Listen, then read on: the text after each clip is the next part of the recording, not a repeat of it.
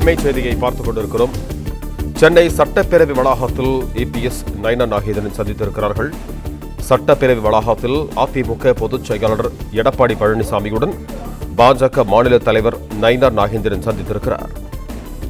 சட்டப்பேரவை வளாகத்தில் அதிமுக பொதுச் செயலாளர் எடப்பாடி பழனிசாமியுடன் பாஜக மாநில தலைவர் நயினார் நாகேந்திரன் சந்தித்திருக்கிறார். அதிமுக பாஜக கூட்டணி உருவான பிறகு எடப்பாடி பழனிசாமியை முதன்முறையாக சந்தித்து பேசி வருகிறார் நயினார் நாகேந்திரன். பாஜக மாநில தலைவராக பொறுப்பேற்ற பிறகு நயினார் நாகேந்திரன் முதன்முறையாக எடப்பாடி பழனிசாமியுடன் இந்த சந்திப்பை மேற்கொண்டிருக்கிறார். சட்டப்பேரவை வளாகத்தில் அதிமுக பொதுச் செயலாளர் எடப்பாடி பழனிசாமியுடன் பாஜக மாநில தலைவர் நயினார் நாகேந்திரன் சந்தித்திருக்கிறார்.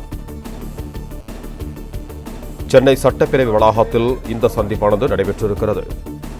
அதிமுக பாஜக கூட்டணி உருவான பிறகு எடப்பாடி பழனிசாமியை முதல் முறையாக சந்தித்து பேசி வருகிறார் நயினார் நாகேந்திரன். பாஜக மாநில தலைவராக பொறுப்பேற்ற பிறகு நயினார் நாகேந்திரன் முதன்முறையாக அதிமுக பொதுச் செயலாளர் எடப்பாடி பழனிசாமியுடன் இந்த சந்திப்பை மேற்கொண்டிருக்கிறார்.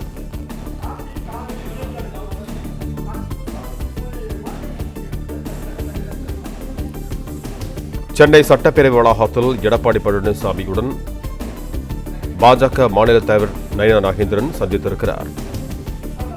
சென்னை சட்டப்பேரவை வளாகத்தில் இந்த சந்திப்பானது நடைபெற்றிருக்கிறது. அதிமுக பாஜக கூட்டணி உருவான பிறகு எடப்பாடி பழனிசாமியை முதன்முறையாக சந்தித்து பேசி வருகிறார் நயினார் நாகேந்திரன்.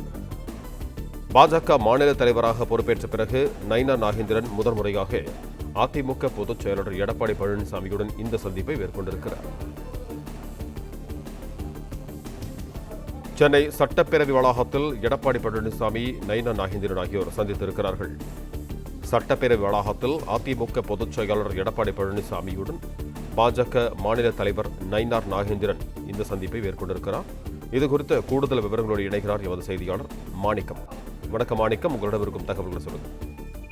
பாஜக மாநில தலைவராக நயினார் நாகேந்திரன் பொறுப்பேற்றதுக்கு பின்னர் தற்பொழுது எதிர்க்கட்சித் தலைவர் எடப்பாடி பழனிசாமி அவர்களை தனிமையில் அவர் சந்தித்திருப்பது முதல் முறையாக நடந்திருக்கிறது.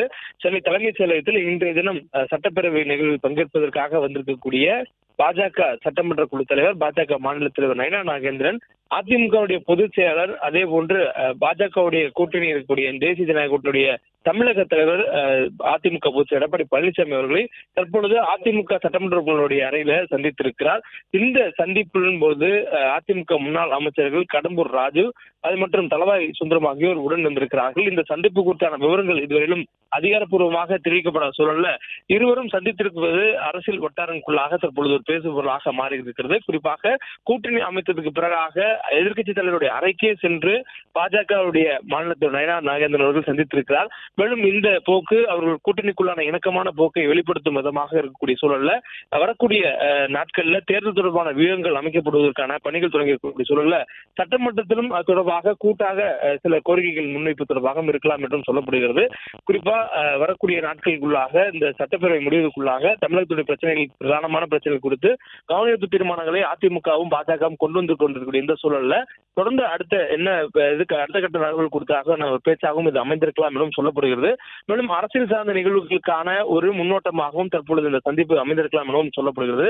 வரக்கூடிய நாட்களில் தேர்தல் தொடர்பாக களப்பணியாற்றுவது தொடர்பாக அடுத்த கட்ட தலைவர்களுக்கான சந்திப்புகள் குறித்தும் இந்த நேரங்களில் பேசிக்க வாய்ப்பு இருப்பதாகவும் தகவல்கள் சொல்லப்படுகின்றன. தொடர்ந்து தமிழ் தலைமைச் செயலகத்தில் சட்டப்பேரவை தொடங்குவதற்கு முன்பாக இந்த சந்திப்பானது நடைபெற்றிருக்கிறது. அதிமுகவுடைய பொதுச் செயலாளர் எதிர்க்கட்சித் தலைவர் எடப்பாடி பழனிசாமியுடன் பாஜக மாநில தலைவர் நயினார் நாகேந்திரன் சந்தித்திருப்பது தற்பொழுது அரசியல் வட்டாரங்களுக்குள்ளாக ஒரு பேசுபொருளாக மாறியிருக்கிறது.